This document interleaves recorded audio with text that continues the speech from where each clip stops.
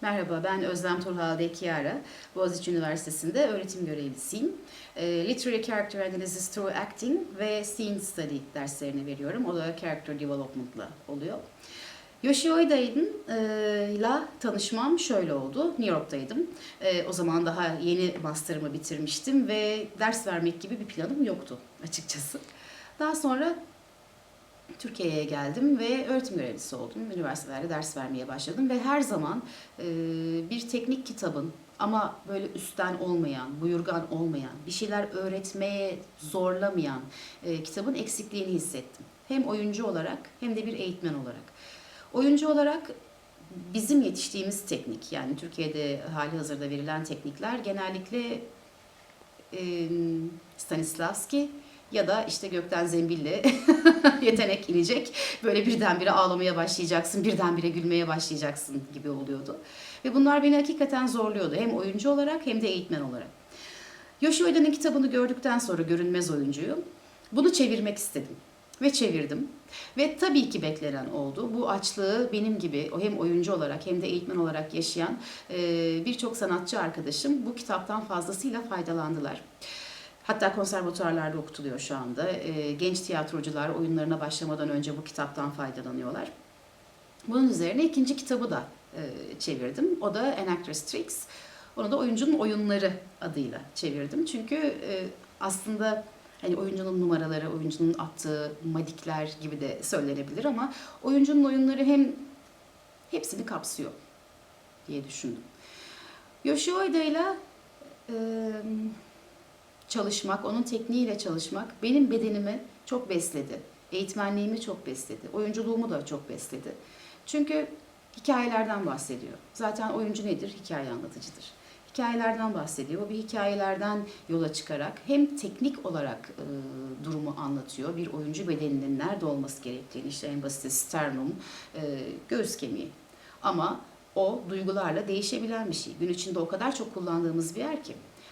Böyle izole ederek beden parçalarını anlatıyor ve bunlardan yola çıkarak işte o bizim yarattığımız hayal dünyasına geliyor. Yani işin hem bir spiritüelite kısmı var hem de çok bilimsel, çok akademik yanı var. Ben de kendi çalışmalarımda zaten bu ikisi arasında bir denge kurmaya çalışıyorum. Yoshio Ida beni aynı zamanda şu anlamda da besledi. Çünkü o samuray tekniklerinden bahsediyor. No tiyatrosu gibi bir geçmişi var. Kabuki tiyatrosundan besleniyor ve bunu bir doğulu olarak batıya taşıyor.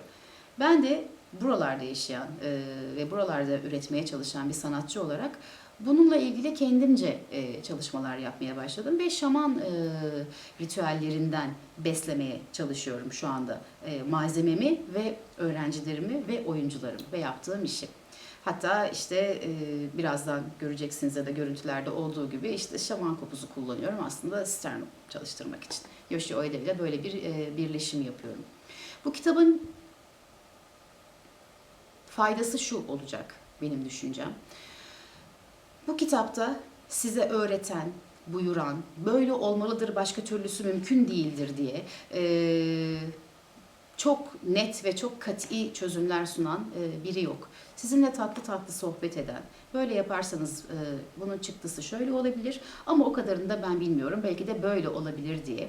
Gerçekten de çok bilge bir insanın dizinin dibine oturmuş gibi, onun anılarını dinlemek gibi oluyor.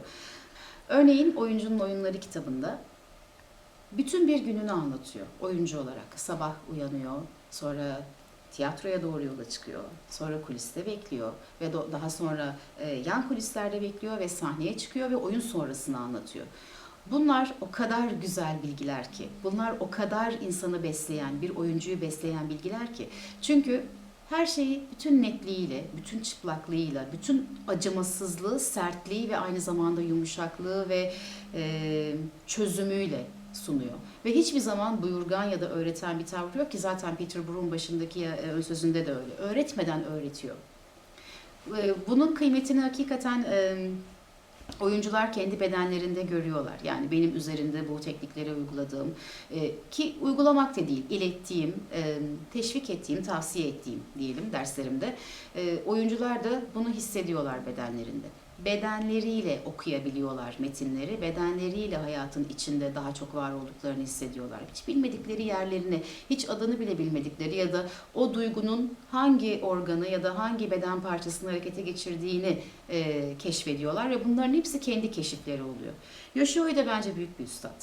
Şu anlamda o yol gösteriyor. Yolu gösteriyor ve o yoldan gitmek istiyorsan gidiyorsun. Ama o yol gösteriyor. Bu yoldan şöyle yürüyeceksin. Önce sağ adım sonra sol adım yapmıyor. Bu kitapta da ve Görünmez Oyuncu'da da genellikle bu minval üzerinde gerçekleşiyor Yoshio Ida'nın eğitimi.